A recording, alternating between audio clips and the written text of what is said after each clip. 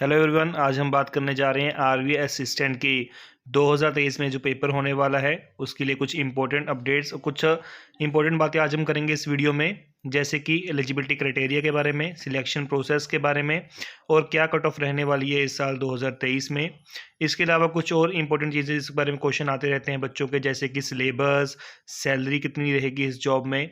और इस वीडियो के अंत में मैं आपको एक स्ट्रैटेजी टिप भी जरूर बताऊंगा, जिससे सबसे पहले अगर बात करें एलिजिबिलिटी क्राइटेरिया की, तो क्वालिफिकेशन अगर एजुकेशन के मामले में देखें तो वो हमें हमारी बैचलर्स डिग्री होनी चाहिए, हमारे पास 50% मार्क्स हमारे होने मिनिमम है। और अगर बात की जाए SC कास्ट की, तो उसके लिए हमें पासिंग मार्क्स चाहिए रहेंगे और हमें कंप्यूटर में प्रेफिशिएंसी भी होनी ज़रूरी है।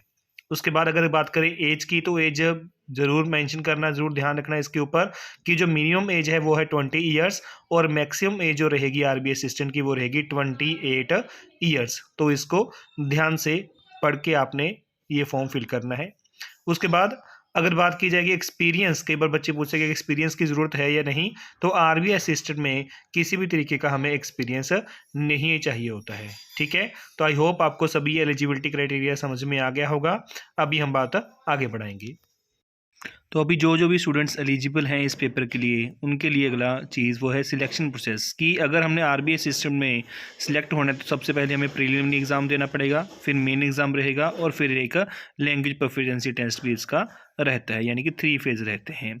और अगर हम बात करें कि सिलेक्शन प्रोसेस में कौन से एग्ज़ाम्स और क्या इसका एग्ज़ाम पैटर्न रहेगा, वो अभी हम डिस्कस करेंगे। सबसे पहले अगर बात करें प्रीलिमिनरी एग्ज़ाम के पैटर्न की, तो वो बिल्कुल बैंकिंग एग्ज़ाम की तरह रहेगा। इंग्लिश लैंग्वेज 30 मार्क्स थी, क्वांटिटेटिव एप्टीट्यूड 35 मार्क्स का और रीजनिंग एबिलिटी 35 मार्क्स की रहेगी और टोटल 100 मार्क्स का ये पेपर रहेगा, जिसको हमने अटैम्प्ट करके मार्क्स लेके आने पड़ेंगे। और अगर बात की जाए प्रीलिम्स के बाद, तो प्रीलिम्स के बाद हमारा एक मेंस पेपर रहता है और मेंस पेपर की जो नंबर्स वो कुछ इस तरीके हैं। इंग्लिश 40 मार्क्स की रहेगी, रीजनिंग भी 40, कंप्यूटर लैंग्वेज 40, जनरल अवेयरनेस 40 और न्यूमेरिकल एबिलिटी यानी मैथ्स भी हमारा 40 मार्क्स के क्वेश्चन और 40 ही मार्क्स इसके रहेंगे। टोटल 200 क्वेश्चंस रहेंगे और टाइम जो रहेगा हमारा बस वो रहेगा 135 मिनट्स। तो इसके अंदर हमें अपना पेपर को कंप्लीट करना पड़ेगा। तो आई होप आपको एग्ज़ाम पैटर्न समझ में आ गया होगा। और एग्ज़ाम पैटर्न समझने के बाद जो मेन क्वेश्चन स्टूडेंट्स का रहता है वो अभी क्लियर करेंगे, वो रहेगी कि क्या हमारी एक्सपेक्टेड कट ऑफ रहती है।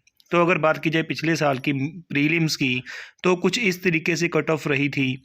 ये अलग अलग जोन दिए हुए हैं और उनकी कट ऑफ भी दी हुई हैं। लेकिन अगर हम बात करें एक एस्टिमेट के बारे में, तो लगभग 90 के करीब हमारी जो कट ऑफ जाती है। तो आपको काफ़ी ज़्यादा मेहनत करनी पड़ेगी प्रीलिम्स में अच्छे मेंस में क्वालिफाई करने के लिए। उसके बाद अगर हम बात करें प्रीलिम्स के बाद मेंस पेपर के, तो मेंस पेपर में जो हमारी कट ऑफ रहती है वो भी कुछ 110 से लेके 120 तक हमारी एक्सपेक्टेड कट ऑफ रहती है। अगर फिर भी, लेकिन अगर हमें आपका ध्यान देना है कि हमें 125 130 पर ही ध्यान देना पड़ेगा, क्योंकि अगर हमने ये पेपर क्लियर करना है तो कंपटीशन बढ़ता जा रहा है। तो कम से कम हमें 125 30 तक हमें फोकस करना पड़ेगा। आई होप आपको कट ऑफ के लिए अभी कोई भी दिक्कत नहीं रहेगी मन में। इसके बाद कि क्या हमारी सैलरी और प्रमोशन का स्ट्रक्चर रहता है, तो सैलरी की अगर बात की जाए तो बेसिक पे 20,700 रहती है और ग्रोस पे जो हमारा रहेगा वो रहेगा 45,050। ये काफ़ी अच्छी सैलरी है और हमें इस जॉब को लेने के लिए अच्छी मेहनत करनी पड़ेगी। लेकिन फिर भी अभी बेसिक पे अगर मैं सैलरी की बात करूं तो आपको एक सैलरी स्लिप दिखा रहा हूं कि जो आपको मोटिवेट करे। देखिए, ये कुछ सैलरी स्लिप है हमारी जो आरबीआई असिस्टेंट की रहती है 2022 की, जिसमें ग्रोस पे 58,000 के करीब चलेगी है। और हमें पता है कि हमें इसमें कुछ डिडक्शंस भी रहती हैं, तो काफ़ी अच्छी सैलरी हमें आरबीआई असिस्टेंट की जॉब में मिल जाती है। अगर बात करें प्रमोशन की, तो जैसे हम सिलेक्ट होते हैं एज स्केल 1, फिर स्केल 2, स्केल 3, स्केल 4, काफ़ी अच्छी प्रमोशंस इस जॉब में हैं और हमें काफ़ी अच्छा ग्रोथ देखने को मिलेगा इस जॉब में। तो अब सभी को पता है कि जॉब कितनी अच्छी है।